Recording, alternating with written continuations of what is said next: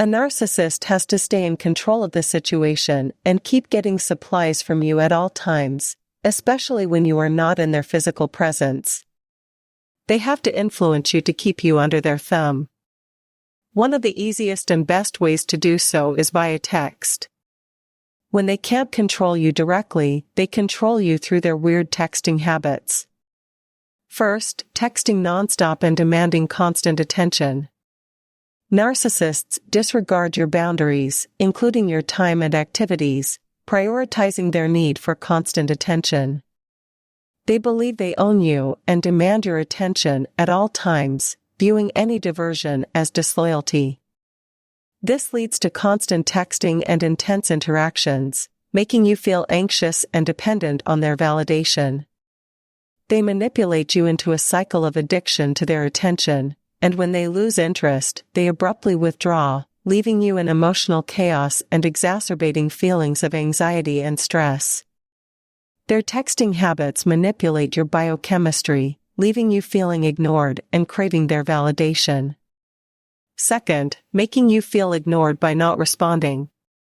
They are on their phones constantly with other people, with other sources of supply, and treating you as if you do not exist.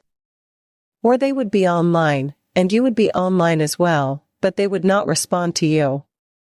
When you are expecting some kind of response from them, they make you feel ignored, and this ignorance is what kills your self-worth. When a narcissist does this, they are confessing that they do not consider you as an important part of their life as you consider them.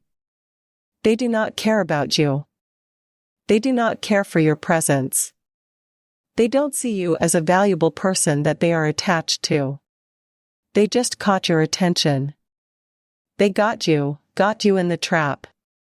They sealed the deal. Now that you are theirs, they don't have to care about anything else because they know they have you. And this is one of the ways of devaluing you so that you can keep begging, you keep asking for that attention. You keep questioning yourself. What did I say wrong? What did I do wrong that made you do this? That made you ignore me? Do I need to change something in my behavior for you to change it? For you to become the person that you were in the early stages of the relationship? That is the kind of justification, rationalization, and thinking that happens in our heads when this kind of devaluation victimizes us. Third, exploitative sexting. Sexting is another behavior, the texting behavior of a narcissist. Now, there is nothing wrong with sexting, but when it comes to a narcissist, their texting is all about sexting, especially quite early in the relationship.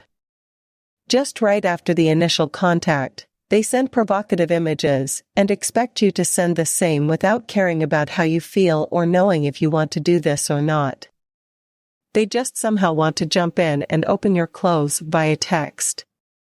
That's what's going on, and that is what they do. That is one of the ways they degrade you because you may participate in the sexting, you may share stuff, but later, when they start devaluing you, when they start putting you down, when they start degrading you, you start feeling embarrassed. You feel a lot of shame, and you start berating yourself for participating in the early sexting, not being able to see it for what it was, and so on. But you need to know that it is one of their addictive behaviors that just preys on people for the very same purpose. They have these other people in line, and they just go to them alternatively and ask for nudes, ask for pictures, provocative pictures, and all of that stuff. Once they get them, they use this person and the pictures and then forget about this person forever or temporarily until they need them again and come back. Fourth, rare, heartfelt conversations. Some other time, they would reach out and have a very witty, fun-filled, heartfelt conversation with you. You would feel connected, and you would feel seen. They do it, especially somewhere near the devaluation stage where this is given as bread. Probably they are in a good mood, or they want something from you, or they want to prevent you from leaving. There is some kind of ulterior motive that you can't see. But this texting is quite witty, fun-filled, and connected. It feels heartfelt, but it's not. And ultimately, it is just one of those special and unique experiences that you have that makes you feel fulfilled, but then they deprive you of the same. And this kind of conversation either does not happen again throughout the duration of the relationship, or it happens after a very, very long time when they want something from you and they know they won't get it easily. What it does to you is that it just reinforces your trauma bonding. It makes you keep coming back and craving the same intensity that you felt once in that conversation. It increases your cognitive dissonance, and you ask questions like, well, maybe he is not that bad. She is not so narcissistic. Why else would she or he have such a heartfelt conversation with me, through text? They don't see you at all.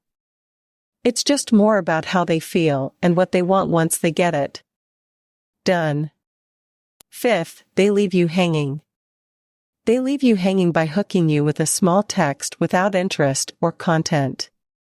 For example, they might send a text early in the morning at 9 a.m. saying good morning, but then when you respond instantly, they leave you hanging there. It's like them pressing a button in you, eliciting a reaction, seeing that you are still there, and then running away and then taking some kind of sadistic pleasure from seeing you suffer from wanting to have that conversation. This mind game of back and forth, push and pull drives a person crazy because you do not know how to respond to this kind of behavior. You do not know where you are. You don't know what your status is. You don't know where you stand in this relationship. You don't know what's happening because it's confusing. They would ignore you, and if you ignored them back then, they would come in and drop this little text. Hi. Hello. Good morning. Whatever. You respond, and you think maybe now they have realized, and then they drop you like a hot potato, and it is the same pattern again. It keeps happening over and over again until you just feel like you have turned into a shell of yourself.